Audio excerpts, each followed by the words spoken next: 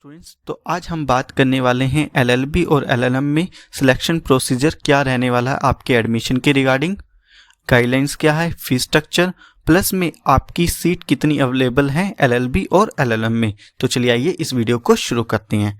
तो सबसे पहले हम बात करते हैं दिल्ली यूनिवर्सिटी ने जो रिसेंटली नोटिफिकेशन रिलीज़ की है उसमें बताया गया है कि आपका एक सीट मैट्रिक्स रिलीज़ की जाएगी आपके कैटेगरी के अकॉर्डिंग। और साथ के साथ अगर आपको कोई भी कांटेक्ट करना है तो हेल्प डेस्क की ये नंबर है, सिर्फ आपको इन्हीं नंबर पर ही कांटेक्ट करना है। प्लस में अगर आपको कोई मेल करनी है तो प्रॉपर फॉर्मेट में आपको इन कांटेक्ट ईमेल आईडी पर एक मेल को सेंड करना है। तो आप लिंक आ रहा है, आप उस पर जाके देख सकते हैं कि आपको किस फॉर्मेट पर मेल करनी है। प्लस में हमने डिस्क्रिप्शन में भी लिंक दे दिया है जहाँ से आप चेक कर सकते हैं ईमेल का फॉर्मेट क्या रहने वाला है। अगर हम बात करते हैं अब जो इसमें मेन पॉइंट ये है कि जो आपका सिलेक्शन प्रोसीजर है वो आपकी कैटेगरी के अकॉर्डिंग किया जाएगा। प्लस में जो आपने प्रेफरेंस दी है, सबको जैसा कि पता है दिल्ली यूनिवर्सिटी में 3 सेंटर है लॉ के लिए, तो उन 3 सेंटर में जो आपने प्रेफरेंस दी है उसके अकॉर्डिंग आपको प्रेफरेंस दी जाएगी। लेकिन ये डिपेंड करता है आपके मार्क्स पर, आपकी कैटेगरी पर।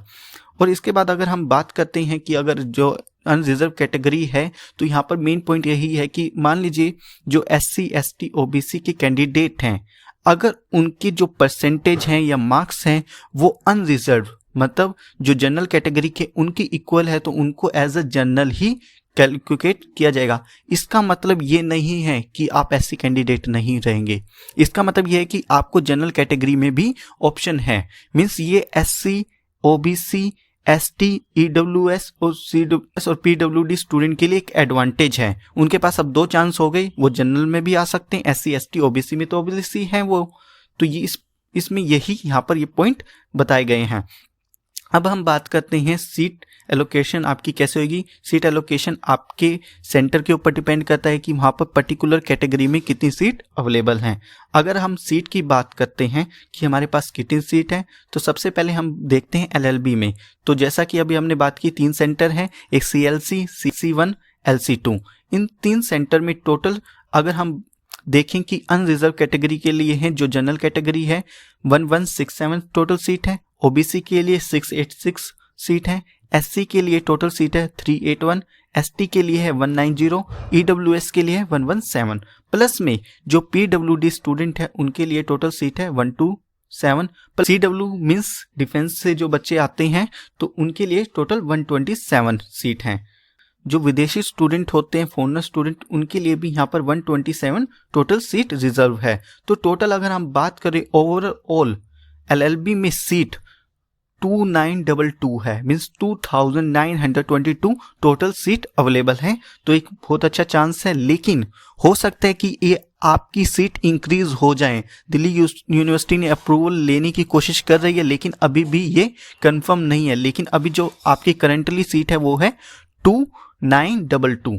अगर हम बात करते हैं अब LLM की, तो LLM में टोटल सीट बहुत कम है। अगर हम बात करें कंपैरिजन टू LLB, तो जो LLM करना चाहते हैं उन बच्चों के लिए अगर हम अनरिजर्व्ड मतलब देखते हैं कि जनरल कैटेगरी के लिए, तो LLM में भी यहाँ पर आपको जब आप एडमिशन लेते हो तो इसमें 2 ऑप्शन आते हैं, एक सेकंड ईयर, एक थर्ड ईयर। तो अगर हम सेकंड ईयर की देखते हैं तो 27, थर्ड ईयर की है 24 और टोटल हो जाते हैं 51। ऐसे ही OBC की आप सीट देख सकते हैं, SC ST EWS। तो टोटल अगर आपकी हम कैलकुलेट करते हैं तो आता है टोटल 125। देन अगर यहाँ पर भी अगेन हमारी CW और PWD की रिजर्व कैटेगरी के लिए है यहाँ पर सीट। लेकिन अब मेन नोटिस करने वाली बात ये है, जस्ट ओनली CW के लिए 3 सीट है और PW के लिए भी ओनली 3 सेकेंड ईयर में, ऐसे ही थर्ड ईयर में 3 टोटल सीट हो गई 6। और टोटल ओवरऑल हम देखें LLM में टोटल सीट सभी कैटेगरी की अगर हम मिला देते हैं तो 137 जस्ट ओनली। तो मीन्स कंपटीशन बहुत होने वाला है LLM के लिए।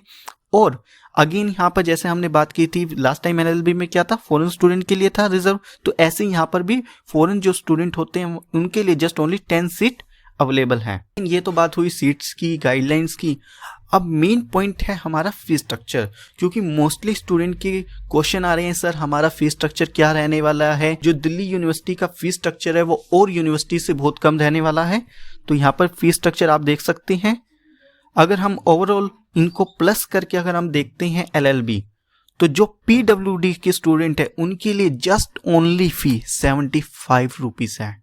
जो दिल्ली यूनिवर्सिटी ने नोटिफिकेशन जारी की है उसके अकॉर्डिंग PWD स्टूडेंट के लिए 75 है, और फी स्टूडेंट जो दिल्ली यूनिवर्सिटी से ऑलरेडी ग्रेजुएशन किए हैं उनके लिए 5278 रुपीज़ फ़ी है, और जिन्होंने दिल्ली यूनिवर्सिटी से अपनी ग्रेजुएशन नहीं की है उनके लिए टोटल फ़ी 5428 है। और जिन स्टूडेंट ने दिल्ली यूनिवर्सिटी से अपनी ग्रेजुएशन नहीं की है उनके लिए टोटल फ़ी 5428 है। तो ऐसे ही यहाँ पर हमने पूरी डिटेल्स आपके स्क्रीन पर आ रही है, जो भी आपकी कैटेगरी आप देख सकते हैं आपका फी स्ट्रक्चर। अगर हम LLM की बात करते हैं तो LLM के लिए अगेन PWD स्टूडेंट के लिए जस्ट ओनली 75 रुपीज़ फ़ी है। टोटल फ़ी 5579 रुपीज़ है। बट जो स्टूडेंट दिल्ली यूनिवर्सिटी से नहीं है बैकग्राउंड जिनका, उनके लिए फ़ी 5729 रुपीज़ है।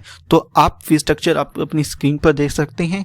इसके रिगार्डिंग अगर आपको कोई भी क्वेरी है तो आप हमें कमेंट कर दीजिएगा, प्लस में सब्सक्राइब करना मत भूलिएगा। चैनल को सब्सक्राइब कर लीजिएगा, बिकॉज हम इस वीक अलॉट ऑफ जितनी भी वीडियो हैं कवर करने वाले हैं LLB और LLM के बारे में। तो आई होप आपको हमारी ये वीडियो पसंद आई हो, तो हमारे चैनल को लाइक, शेयर और सब्सक्राइब कर दीजिए।